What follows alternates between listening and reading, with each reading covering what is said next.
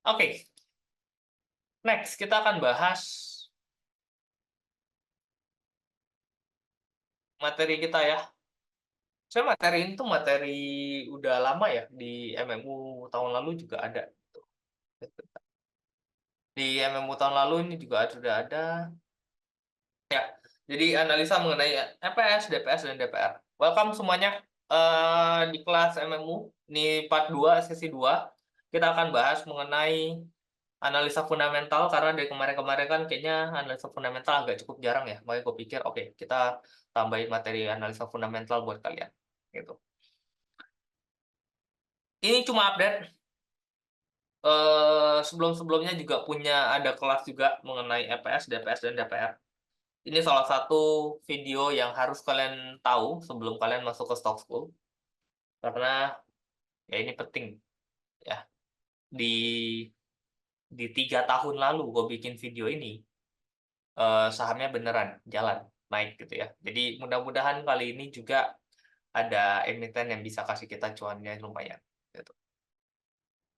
Oke, ini bagian dari series di e-learning ya, ada PER, EPS, ada dividen trend gitu. Nah, ini ya satu kesatuan lah ya, ada hubungannya dengan 3 video ini, gitu. Oke, gua akan buka dari sini. Ada MF. Waktu di screenshot ini harga 11.000. Ya, 3 tahun lalu waktu kita bahas ini harganya mungkin masih 6.000 ya waktu itu ya. Kalian bisa cek sendiri tuh video 3 tahun lalu. Gitu. Di mana, ya kalau kalian perhatikan ya, kita akan bahas mengenai EPS ya, belajar mengenai earning per share, EPS. EPS ini adalah earning per share. Jadi, eh, laba bersih per lembar saham. Gitu ya. Jadi dapat perusahaan ini labanya tuh berapa per lembar. Gitu. Jadi kalian ngerti ini perusahaan bagus apa enggak. Gitu. Nah, kalian bisa lihat ya, EPS ini kalian bisa ketemukan di aplikasi RTI. Gue yakin semua dari kalian tuh harusnya punya lah ya aplikasi RTI, gitu. Nah, aplikasi RTI itu bisa jadi eh, mereka mempunyai perhitungan sendiri untuk menentukan EPS di akhir tahun. Jadi EPS itu biasanya disetahunkan, gitu. Ya, jadi laba bersih itu biasa diomongin dalam waktu 1 tahun. Ya, jadi kalau dia Q1, Q2 udah keluar dan Q3, Q4-nya belum ada, berarti kan baru setengah nih yang keluar. Nah, setengah lagi gimana? Berarti ini dijumlahin dikali 2. Makanya dapat angka 1530. Ya. Nih. Q1 tambah Q2 765. Kalau 765 dikali 2, maka hasilnya 1530. Ya. Nah, ADMF ini kenapa gue suka jadiin ini sebagai contoh, karena gampang ya. Kayak tadi gue bilang, ini kan earnings per share, per lembar, laba bersih ya, nih, laba bersih per lembar saham. Nah, ADMF itu lembar sahamnya adalah 1 miliar lembar di sini, issued shares ya. Nih 1 miliar lembar. Kalian tinggal bagi nih. Laba bersihnya berapa? Nih net profitnya. Tapi ingat, ini net profit per tanggal 30 Juni, berarti Q2. Ya. Nah, laba bersihnya 765 miliar dibagi dengan 1 miliar. Itu sama dengan 765. Jadi 765 ini adalah jumlah dari Q1 tambah Q2, gitu ya. Q1 tambah Q2 765. Jadi, nah kalau kita rasa apa, kan labanya setengah tahun 765 miliar gitu ya. Ya udah, kalau 1 tahun gimana? Ya kasarannya dikali 2 aja lah. Berarti 1 tahun itu sekitar 1,53 triliun gitu. Ya, itu perhitungan kasar EPS gitu. Nah, kalau diperhatikan ya, ini Q1-nya lebih bagus daripada sebelumnya, Q2-nya lebih jelek daripada sebelumnya gitu. Jadi, apakah ini akan valid pasti akan sama 1530? Belum tentu ya, bisa naik ke atas, bisa turun ke bawah gitu. Karena ya tergantung nanti kinerjanya mereka. Nah, nih, kalau kalian bingung issue shares, kok ini kan 1,00 gitu miliar, ada nggak yang lebih detail? Nih, kalian bisa masuk ke RTI di bagian profiles gitu ya. ini ada nih, totalnya 1 miliar lembar. Nih 100%. Jadi yang dipakai adalah 100% ya. Bukan yang di sini, bukan yang di sini, tapi jumlah dari semua saham yang beredar.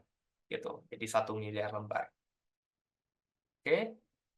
Nah, tujuannya apa kita tahu EPS? Supaya kita bisa memprediksi, oh tahun ini naik apa turun, dividennya seberapa gede gitu. Jadi kalau kalian perhatikan nih waktu 2023 kemarin Hexa gitu ya.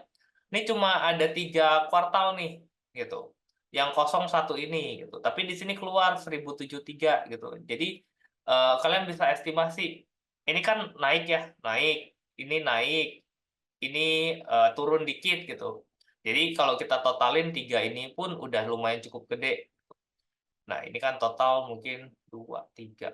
Ini 3, ini 6 9, ini 5 7 7 9 3 ini baru keluar. Nah, 793 anggapanlah akhir tahun 200 aja, berarti kan di sini udah 993. Itu kalau, di sini EPS-nya 200.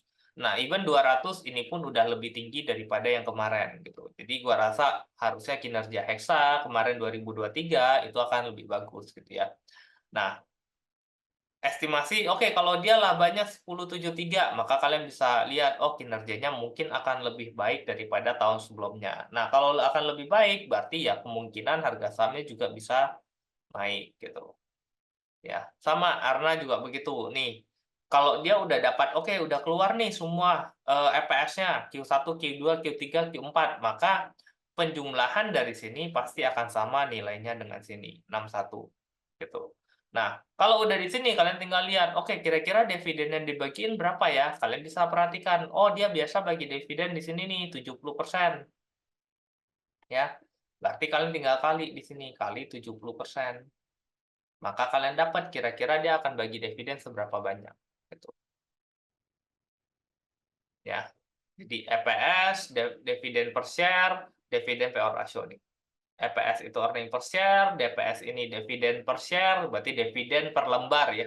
Ini DPR ini dividen payout ratio, rasionya seberapa banyak yang dibagikan dari laba bersihnya, gitu. Nah, contoh kayak Eksa nih, gimana, memproyeksi Q4-nya atau, total 1 tahunnya berapa? Dijumlahin nih totalnya, oh Q1 tambah Q2 tambah Q3, 805 gitu. Nah, 805 itu dibagi 3, maka, Q4-nya itu estimasinya 268. Nah, kalau 268 tambah 805 itu maka nilainya ke 1073, gitu. Ini rata-rata based on, RTI, EPS-nya. Ya. Jadi kalau kalian lihat, oh 1073 nih, rata-rata di Hexa itu bagi dividen 80%. Maka kalian tinggal kali 80% kali ke 1073. Dia akan bagi kurang lebih di sekitaran 858. Ya, Q4-nya sudah ada. Nah, kenapa gue kasih di sini, gue nggak update sampai Q4-nya, supaya kalian lihat gitu loh. Di sini kan estimasi 1073, ya. Kalau di RTI, pasti akan sekarang berubah. Kenapa? Karena angkanya sudah keluar Q4-nya, gitu. Karena Q4-nya sudah keluar, jadi dia berubah, gitu. Jadi sudah bukan prediksi lagi, tapi benar-benar ini yang udah kejadian gitu loh. Ini gue buka RTI-nya ya.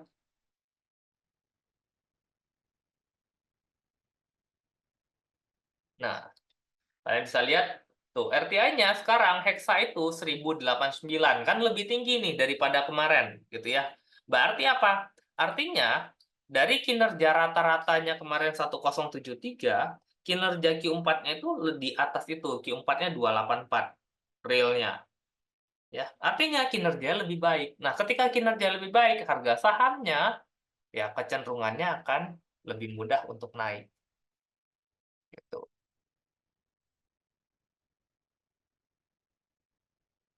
Ya, ya, bentar, bentar.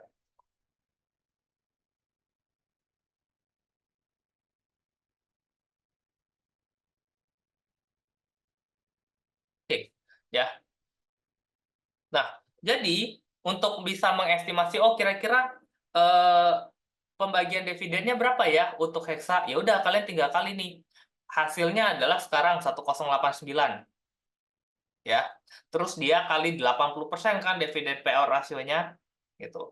Jadi estimasi pembagian dividen Hexa nantinya adalah Rp871.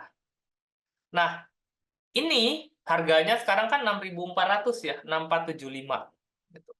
Berarti kalau dia harga sekarang 6.475 bagi dividennya 871, berarti ini kurang lebih bisa dapat sekitar 15% ya, gitu.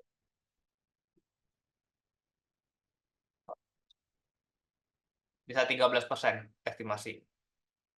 Nah, 13% ini gede. Jadi gua rasa ini nanti akan heboh nih, lumayan pergerakan sahamnya.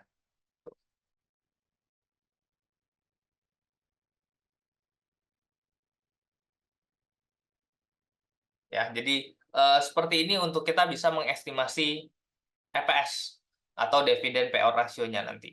Ya, jadi sebelum RUPS sudah keluar, kalian bisa kira-kira tahu, oke, berarti dia akan bagi dividen segini. Jadi nanti waktu RUPS kalian udah nggak usah pusing gitu loh. Kalian udah, oh, bakal keluar berita sekian nih estimasi ya, mungkin akan ada meleset-meleset dikit gitu. Atau ya kalau ternyata dia, oh ternyata Hexa bagi dividen cuma di bawah 80% dividen payout ratio, ya pasti akan ada penurunan harga sahamnya gitu. Terus nanti, oh ternyata, Hexa bagi dividennya 100% gitu, Rp1.000 misalnya gitu. Ya udah pasti harga sahamnya bisa lebih kenceng gitu, terbangnya lebih tinggi karena di luar ekspektasi. Karena saham itu ujung-ujungnya cuma ekspektasi-ekspektasi aja, antara bagus, jelek gitu ya.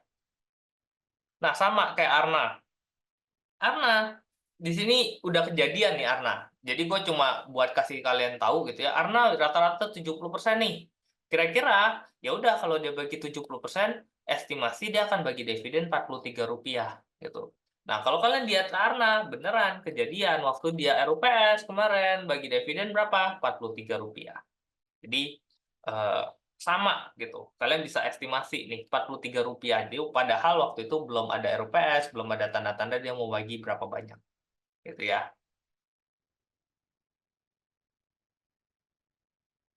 Jadi kalian bisa lihat, oke, apakah worth it untuk dibeli? Makanya Arna kemarin lo sempat turun kan ke harga 500-an gitu. Nah, di 500-an kalau kalian beli, kalian dapat dividen 43 gitu. 43 menurutku ya ini lumayan gede gitu. Ini bisa dapat mungkin dapat 8% ya. Gitu. Ya 8 komaan kan. Ya ini kan lumayan cukup gede. Jadi ketika di situ ya udah bisa beli aja gitu. Ternyata harga sahamnya juga naik kan balik lagi ke 700-an. Nah, dengan seperti ini tidak semua saham itu bisa diinvest. Perhatikan ya, tidak semua saham itu bisa diinvest dan tidak semua saham itu layak dilakukan average down. Hati-hati. Banyak orang terjebak sama ini. Gitu. Ya, pastikan benar-benar saham yang kalian beli itu punya dividen, pastikan benar-benar kinerjanya bagus gitu ya, baru itu layak buat diinvest. Ya, kayak contoh Friend, kalau Friend kalian average down mati, nggak dapat apa-apa, harga sahamnya turun terus. Tiap tahun, udah 3 tahun lewat gitu ya, kalian dividen pun nggak dapat gitu. Jadi ya ngapain di average down saham-saham seperti itu. Buka kalian average down dari 1.300 average down terus sampai sekarang 100 ya kalian nggak dapat apa-apa, dividennya nggak ada. Jadi hati-hati kalau mau average down ya Astra, kenapa kok Chris suruh beli terus ya? Karena dia ada dividen, dividennya gede, itu bisa di average down. Ya, benar-benar perhatikan ini gitu. Karena kalau kalian sembarangan, oh ini turun ke average down aja, bisa jadi nggak naik-naik lagi sahamnya. Gitu. Kayak Bumi dari 8.000 turun average down terus sampai 50 gitu. Mending sekarang naik ke 80 gitu. Ya kalau kalian belinya Bumi, kalau kalian belinya yang lain, terus kena FCA turun sekarang harga sahamnya mungkin udah sisa Rp2 misalnya, gitu. Ya ini berat ya. Nah, di 3 tahun lalu, waktu itu datanya cuma sampai 2020. Kalian bisa lihat. Harganya waktu itu di sini ya, 8 ribuan nih. 8 ribuan. Oke. Waktu itu gue bilang, oke, ini murah. Gue bilang waktu itu ini masih murah, harga sahamnya masih cukup bagus, ini mulai masuk uptrend, kinerjanya 2020 ini turun, anjlok, jelek gitu ya. Makanya di sini dia turun nih 2020. gitu. Nah, setelah itu, ya udah, kinerjanya kan kita balik lagi, gue bilang, lihat lagi kinerjanya seperti apa. Kalau kinerjanya dia bagus, ya akan naik gitu. Nah, 2021 itu mulai bagus, makanya di sini dia mulai naik, gitu. Ya, anggapan waktu itu, ya ini kan masih lanjutan dari 3 tahun lalu ya. Tahun 2016 beli harganya 3.500, gitu. Investnya 100 juta. Oke, sempat nih naik nih sampai 2019. Dari 3.500 naik sampai ke 10.000 lah anggapan di sini. Berarti uangnya 100 juta di sini berarti kurang lebih udah mau 300 juta lah. Gitu. Kena COVID, ya turun. Balik lagi ke area 5.300. Anggaplah 5.500, 6.000 deh. Gitu. Nah, balik lagi ke 6.000, berarti uangnya sisa berapa? Ya kurang lebih sekarang itu naik jadi dari 100 juta jadi 180 lah ya, kurang lebih. Gitu. Nah, ketika di 180 juta, kan orang perhatiin tuh ini 300 juta, gue turun lagi jadi 180 juta. Waduh, nggak cuan deh ini gitu kan. Rugi gue nih. Harusnya kemarin jual di sini. Tapi ingat, gitu, perusahaan ini masih ada pembagian dividen. Ya. Nih, dividennya 332, 500, 704, 900, 1000. Jadi sebelum COVID datang, kalau dibeli dari tahun 2016 gitu ya, kan dapat dividen 2015. Ini kalau ditotalin, ya, ini dapat Rp3.500. Dan kalau kita jumlahin gitu dalam rupiahnya, ini 9,5, 14,4, 20, 25, 30, ini total adalah 100 juta. Jadi modal 100 juta, baliknya 100 juta juga. Jadi sebenarnya secara portofolio kelihatannya turun jadi 180 juta, tapi kalian punya cash lebih 100 juta gitu, hasil dari pembagian dividen. Di mana kalau kalian beliin lagi emitennya ADMF ini, ya berarti kalian harusnya perhitungannya nggak 20 juta di 2017, pasti akan lebih besar. 2018 juga pasti akan lebih besar lagi karena dividennya ditambahin lagi kan, seperti itu.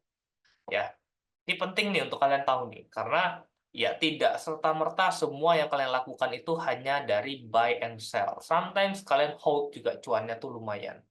Ya.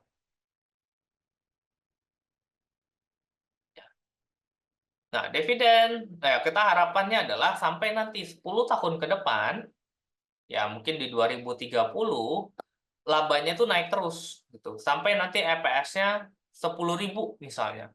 Ketika EPS 10.000, kan DPR-nya selalu 50% ya. Berarti kan dia bagi dari setengah dari keuntungan. Berarti ketika dia bagi setengah dari 10.000, maka dia bagi dividen itu 5.000. Nah, ketika 5.000 jadi dividen, berarti kalau kalian beli 100 juta, berarti setiap tahun kalian dapat 142 waktu itu. Dan bisa jadi tahun depannya bisa naik lagi, tahun depannya naik lagi gitu ya. Jadi ini yang penting untuk kalian tahu. Even kalaupun dia tidak naik, ya kalian dapat dari 5 tahun ini aja tuh udah balik modal gitu loh. Jadi sebenarnya saham yang kalian beli itu sudah gratis sekarang ya. Nah, ini yang terjadi dengan kelanjutan ceritanya, ya. 2020 kemarin sampai di sini nih, sempat 8.000. Terus dia turun, sampai ke sini, sempat di 7.000-an lagi, ya. Tapi waktu turun, kinerjanya turun nggak? Waktu sahamnya turun, kinerjanya nggak turun. Kinerjanya bahkan naik. Tapi turunnya lama loh, 2021 sampai 2022 loh. Belum gerak loh, belum naik lagi. Ya, berarti kinerja 2021 nih keluar nih sampai sini nih. Jadi labanya ini turun, nah ini udah naik, ini naik, gitu. Jadi dia labanya naik terus nih sampai akhir tahun, tapi harga sahamnya malah turun terus, makin turun sampai akhir tahun. Ini yang tadi gue bilang mis misperception-nya itu loh. Gitu. Ketika kinerjanya makin bagus, tapi harga sahamnya jelek. Tapi dia bagi dividen, gitu. Ya. Makanya jadi ketika seperti ini, berarti ada satu hal atau satu angka yang nggak match. Harusnya kan kinerja bagus, dan bagi dividen harga sahamnya naik. Inilah sebenarnya masa akumulasi kembali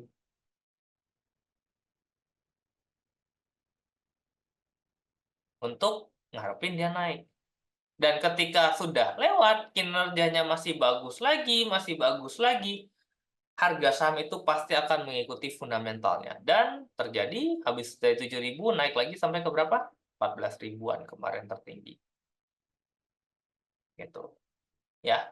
Itu dari 7.000 ke 14.000 ini udah naik 100%. Gitu. Ya, jadi yang kalian beli kemarin di waktu 2016 100 juta, 3.500, sekarang udah 14.000, berarti udah naik berapa kali? Ya, mungkin udah 300-an juta. Plus dividennya, ingat ya, tambah lagi tuh dividennya kemarin dihitung sampai 2019 kan 3.500 kan? Nah, 2020 500, 600, 800, 900. Jumlahin lagi. Itu, mana dia kalkulator? 513 tambah 607 tambah 803 tambah 972. Totalnya adalah 2892. Ini udah hampir mendekati 3.500 kan ya, anggaplah ini 80 juta lah. Plus lagi 80 juta. Jadi total dari dividen yang tadi kalian dapat 100 juta di sini, tambah lagi 80 juta dividen dan total 180 juta. Ini nggak diapa-apain sahamnya, dibiarin toh. Tapi duit kalian nambah terus. Inilah hal terbaik mencari perusahaan bagus dengan kinerja yang bagus. Ya udah, kalian bisa hold. Secara short term dia bisa turun. Secara long term dia akan mengikuti kinerjanya. Jadi even COVID kemarin anjlok kayak berantakan begini, sebenarnya ini kesempatan buat beli gitu. Karena jarang-jarang. MPMS tahun ini nggak bagi dividen kok, biasa bulan 6. Kan belum lewat 1 tahun. Kita lihat aja. Mana tahu nanti di akhir-akhir. Gitu. Ya. Jadi ini hal penting untuk kalian tahu nilai EPS. Supaya kalian tahu, oke, anggaplah 2024 nih, Q1 bagus, Q2-nya turun nih, jelek nih, gitu ya. Nah, ini totalnya berapa? Tinggal dikali 2, makanya muncul 1530. Kalau kalian lihat di sini, kok jelek banget nih dari 1944 jadi 1530. Belum tentu, kalian perhatikan. Ini Q3, Q4 itu biasa akan lebih tinggi daripada Q1, Q2 ya. Q3, Q4 gitu. Pasti biasanya lebih tinggi daripada Q1, Q2 nih. Ya, nih. Jadi belum tentu ini 1530. Kalau ini labanya lebih tinggi, ya bisa jadi ini mendekati mungkin 1900, 1800 gitu. Dan kalau ini benar 1900, 1800 gitu ya, anggaplah 1800 lebih jelek gitu. Berarti 50%. Ya, kalian bisa estimasi ini Rp900. Itu tinggal dihitung, oh harga sekarang dapat dividen 900 worth it nggak? Gitu. Berarti kalau EPS stabil atau naik, tapi harga saham turun, itu berarti anomali pada harga saham. Betul, itu anomali. Tinggal dilihat anomalinya sebisa sedalam apa, estimasiin berapa banyak, dividen yield-nya seberapa gede gitu ya. Nah, itu mungkin kita bahas di yang lebih advance lah. Gitu. Tapi at least kalian tahu, ini anomali. Ya.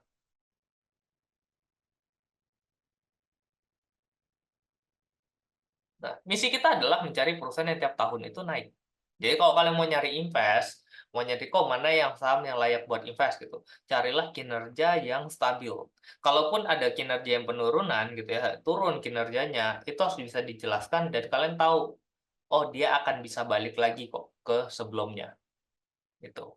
Bukan kayak, oh ini udah nggak mungkin ada harapan bisa kembali lagi. Nah itu yang bahaya. Makanya hal itu yang sebenarnya penting untuk kalian bisa make sure ini tuh labanya turun sementara apa selamanya.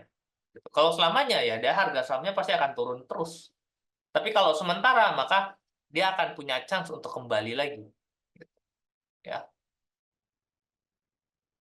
Nah makanya kalau kalian perhatikan ya, nih Hexa 12% dengan catatan harganya kemarin di sini ya dan dividennya ngikutin tahun lalu.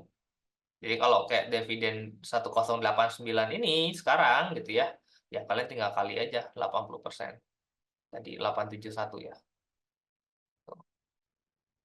Nah, UNVR, HNSP turun terus, makanya harga sahamnya turun kan. Kenapa? Karena kinerjanya turun, gitu. Ya, nanti ada yang menarik.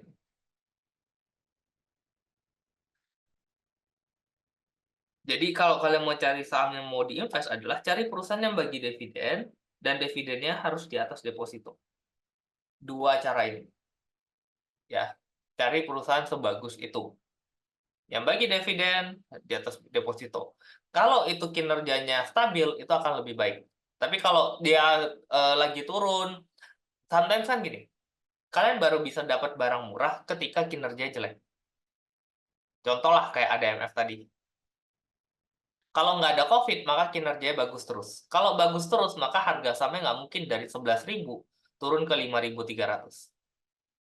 Nggak mungkin. Gitu. Berarti harus ada kinerja yang jelek. Nah, ketika kinerja jelek, baru dia turun. Tapi kalian harus bisa ngecek, ini tuh bisa balik lagi nggak? Itu tuh bisa bisa kembali lagi nggak ke masa jayanya kemarin? Gitu ya. Atau at least kalau dia harganya turun banget, ini tuh sebenarnya udah murah belum? Jadi kalau udah murah kan tinggal tunggu kapan dia naik lagi. Tapi dengan catatan kinerjanya jangan lebih buruk lagi, gitu. Ya. Jadi cek dulu yield-nya konsisten nggak. Kalau menurut cek di laporan keuangannya, ya kalau menurun, cek di laporan keuangannya apa penyebab turunnya. Ya, kalian harus cari tahu, oh dia labanya turun, kenapa dia bisa turun? Cek laporan keuangannya. Oke? Jadi jadi ingat ya, ketika harganya turun, itu harus biasanya diikutin dengan kinerja yang jelek. Tapi sometimes ada perusahaan yang kita tahu kinerjanya kemarin jelek, ya, harga sahamnya turun, gitu. Nah, harga sahamnya turun nih. Sampai di saat sekarang ini, kinerjanya udah nggak jelek amat, gitu. Apa arti nggak jelek amat kok, gitu? Nggak jelek amat tuh maksudnya gini, kinerjanya waktu turun di sini, ya kinerja jelek, turun terus, labanya turun terus. Tapi, sebenarnya labanya turun itu cuma sampai di fase ini, fase laba turun. Nah, setelah itu labanya udah nggak turun lagi. Labanya stuck, stay di situ, dan mulai naiklah pelan-pelan.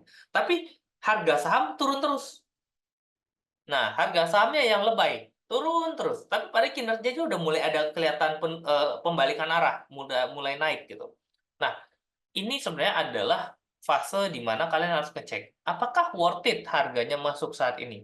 Apakah udah cukup oke harga masuk saat ini? Ya, jadi makanya gue bilang kinerjanya nggak jelek-jelek amat. Artinya dia belum balik lagi ke masa jayanya, tapi at least udah mulai berhentilah masa jeleknya, gitu, atau mulai naik dikit. Jadi udah nggak jelek amat gitu. Ya makanya di sini, tapi kan banyak orang yang nggak aware. Banyak orang kan rata-rata ngelihat, oh harga saya masih turun, gua nggak mau belilah, gitu. Gue jual dulu lah. Gitu. Wow masih turun lagi, jual lagi. Makanya harga sahamnya mungkin masih bisa turun-turun terus, gitu. Nah, itulah kenapa gue suruh kalian tuh selalu, "Ayo belajar, belajar fundamental, ayo start school," gitu. Supaya kalian tuh bisa dapat barang-barang yang, "Oke, ini murah nih," gitu. Karena kalau gue bahas di forum gede begini, gue pasti akan ngomongin barang-barang yang gede, LQ45. Gue nggak mungkin kasih kalian masuk ke saham-saham yang kecil gitu. Ya gue juga serem kalian tuh nggak ngerti nanti nyangkut atau gimana, ternyata fundamentalnya ada yang berubah, dan akhirnya nyangkut kan jadi ribet, gitu ya. Nah, seperti ini.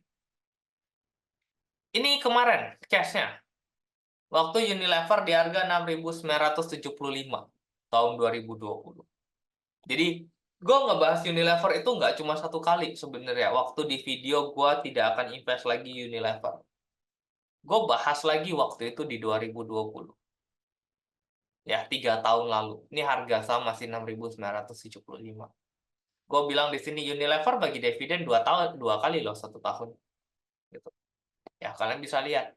Nah, masalahnya adalah dia kinerjanya turun.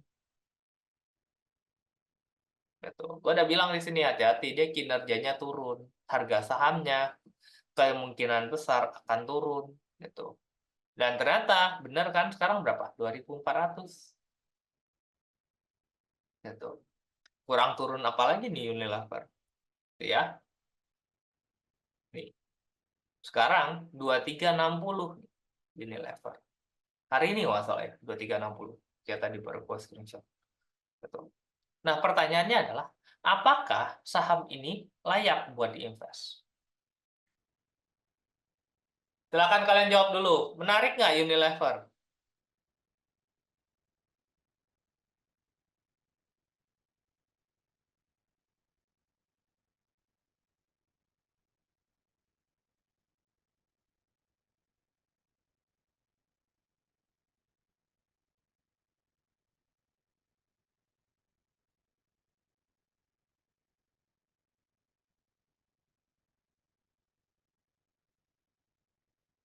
Oke,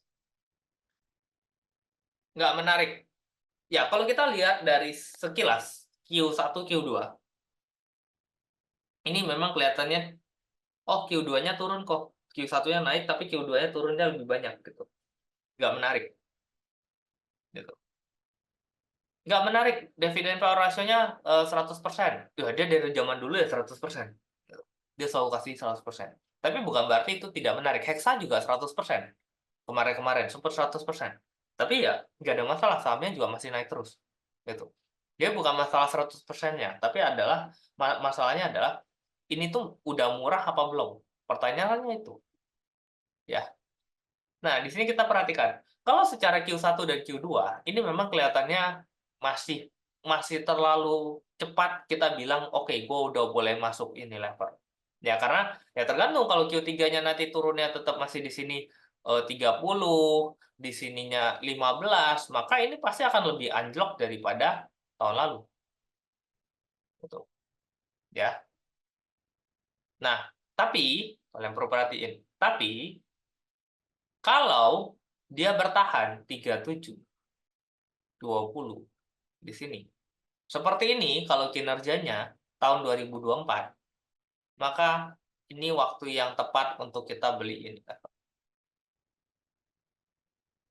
Gitu. Kenapa? Karena anggapan kalau dia bagi dividen 126, kita nggak usah muluk-muluk 110 deh, kita anggapan 100% aja dividennya. Nah, kalau dividen sama kayak tahun lalu 126, gitu ya, maka kalian bisa dapat dividen itu sebesar, coba hitung, 126 bagi 2360. Berarti rumusnya kan 126 bagi 2360. Berarti ini yield-nya kurang lebih sekitar 5,3%. Ya, ini sekelas Unilever mungkin cukup murah. Tapi kalau gue bilang, kalau gue nyari emiten murah, gue nyarinya kalau bisa dapat DPR-nya, dividen yield-nya itu minimal 8%. Nah, kalau angka 8% ini kita tahu, lalu EPS-nya mungkin 126, maka kalian kan bisa dapetin kira-kira harga berapa yang menarik untuk Unilever ini kita masuk. Ya, berarti kan 126 bagi 8% kan. Maka ini dapat angkanya, X-nya di sini. Kalau kita kali 126 bagi 8, kali 100, maka harga X-nya yang menurutku Unilever itu murah, itu di area 1.575. Nah, jadi ini juga bisa jadi cara untuk kalian melihat atau menganalisa kira-kira harganya ini bisa turun sampai berapa, gitu. Ya. Jadi kalau di sini ya udah, ini target Unilever menurutku untuk aku mau beli Unilever. Di atas itu nggak menarik, kecuali kayak tadi gue bilang, kecuali EPS-nya ini naik. Kan karena ini faktor harga ini ada pengaruh di EPS kan. Gitu. Jadi untuk naikin harga gimana? Untuk naikin harga berarti naikin EPS. Berarti kalau EPS-nya balik ke 140 kayak di tahun 2022 atau 150 deh, gitu ya. Anggapan EPS-nya balik nih, ternyata 2024 EPS-nya balik ke 150. 150 bagi 8% kali 100. Maka ya 150 bagi 8%, gitu ya. Nah, maka ini harganya 1875.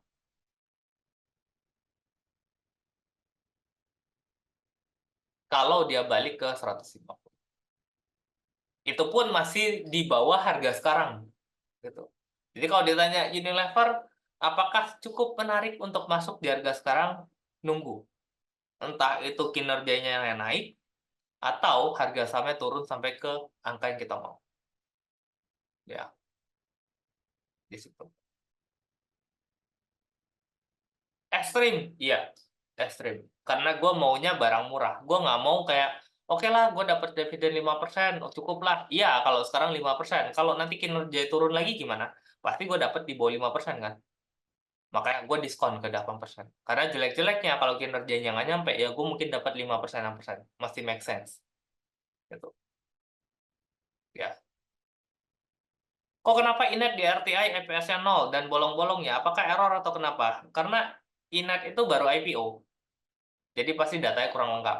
Terus 0 kenapa? Ya karena 0 itu kinerjanya masih kecil banget, laba bersihnya masih kecil banget. Gitu. Makanya kalau laba bagi lembar saham kan, nah labanya kecil, makanya lembar saham pembagian tuh gede banget. Jadi makanya dibulatin itu masih 0 gitu, belum kelihatan. Sorry kok, tadi 8% itu dari mana? 8% adalah imbal hasilku yang aku minta dari dividen. Jadi kalau aku minta dividennya 8%, maka ya baginya 8%. Tapi kalau menurut kalian, kok nggak apa-apa deh, gue 5% aja cukup, misalnya gitu dividennya. Ya udah kalian bagi 5%. Gitu. Ya.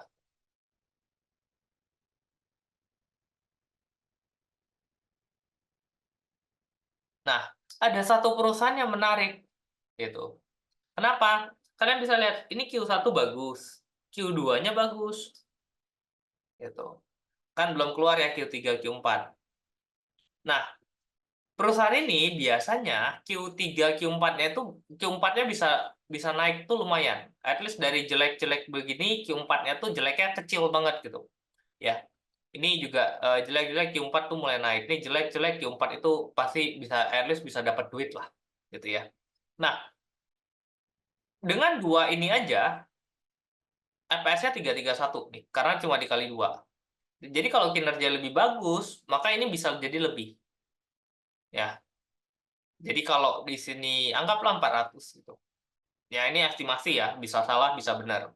Anggaplah 400. Nah, dividennya masih kecil nih, 14. Anggaplah 15%, biar gampang ngitungnya. Nah, 15% kali 4, maka di sini sekitar Rp60.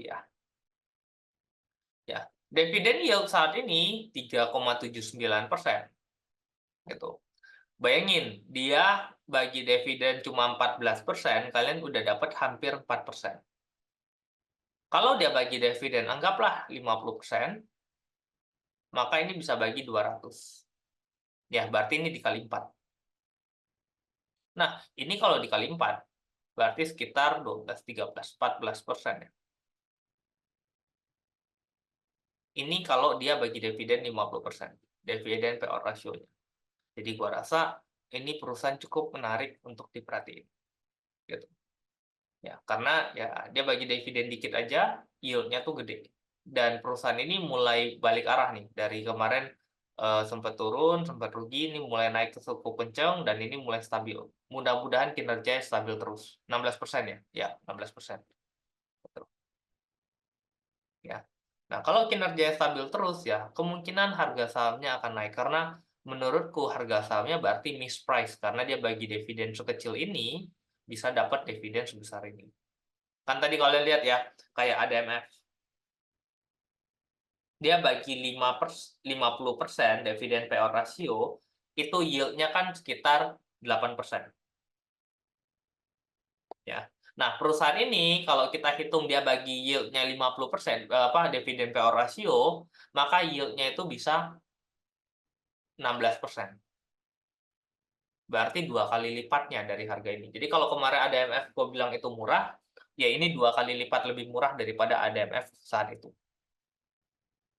Saham apa ini? Ada di tabel. Belajar, ya. Belajar coba nyari. Gitu. Karena kalau gue kasih tahu terus ya nggak kalian nggak belajar, nggak nyari-nyari, nggak buka FTI. At least kalian buka, kalian lihat EPS, kalian lihat kinerjanya gitu, ya. Gitu. Ada di tabel. Gitu. Itulah kenapa kadang ada beberapa perusahaan gue yakin, oke ini bagus, nih beli. Makanya kalau harga sahamnya cenderung naik, mau ISG kayak gimana gitu ya. Ya naiknya mungkin nggak akan kenceng gitu, karena kinerjanya bagus gitu. Nggak sampai kayak ke saham gorengan yang bisa naik 10%, 20%. Tapi ya kita tahu ini perusahaan oke. Gitu. Dan kalau kalian tahu ini perusahaannya bagus ya, kalian mungkin akan berani untuk hold, kalian berani untuk megang, nggak buru-buru jual gitu. Waktu dia turun kalian bisa nambah gitu, nggak nanya, "Kok ini masih boleh di-hold nggak? Kok ini bisa TP nggak?" Ya itu udah urusan kalian gitu loh. Karena itu uangnya kalian. Kalian cuan juga nggak dapat apa-apa guanya, kan gitu. Ya, jadi kok Carwell EPS menurutku jelek, tapi naik terus sahamnya. Ada indikator lain kah? Iya, EPS itu kan dia diakuisisi sama Meratus. Ya beda. Kalau udah ngomongin akuisisi seperti itu, justru nyari perusahaan yang jelek-jelek sekali, karena biar akuisisinya murah. Sama kayak laba juga begitu, kan gitu. Laba dari 50 bentar aja sekarang udah gope, udah naik 10 kali lipat. Gitu. Kenapa? Karena ada akuisisi, ada perubahan kepemilikan. Ya, kalau lu mau beli perusahaan, yang lu beli perusahaan bagus atau perusahaan jelek? Kalau mau nyari yang murah, ya pasti perusahaan jelek, supaya lu bisa dapat barang murah. Kalau perusahaan bagus, lu bayar barangnya pasti mahal, gitu. Ya apalagi kalau tujuannya, "Aduh gue mau IPO nggak ya?" IPO antara gue ikut IPO cara IPO yang benar, atau cari emiten murah-murah, gue beli, gitu, di backdoor. Ya udah begitu caranya. Ya jadi kenapa jelek? Ya karena jelek itu jadi murah kan dibelinya, gitu. Ya, ada pertanyaan? EPS, DPS, DPR? Ini materi free. Materi free ini aja udah gua rasa tuh bagus banget. Ini kalau dijual juga bisa. Ini kalau gua jual 5 juta juga laku ini. Ya, gitu. Cuman kan ya ada batasan-batasan lah. Ini kan kita bahas paling cuma nggak nyampe 1 jam kan. Ya, gimana cara cari emitennya, gimana screening filternya, gimana apa. Nah, itu kan ada lebih detail lah. Ya. Coba studi kasus lain untuk nilai wajar lagi kok. Kalian belajar. Nanti kan ini diupload di YouTube ya.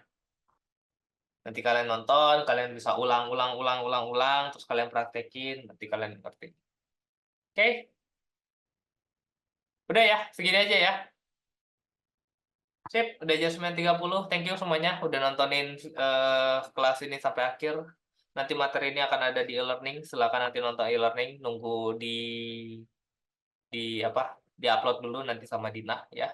Thank you semuanya. Sampai jumpa di bulan depan dan semoga cuan.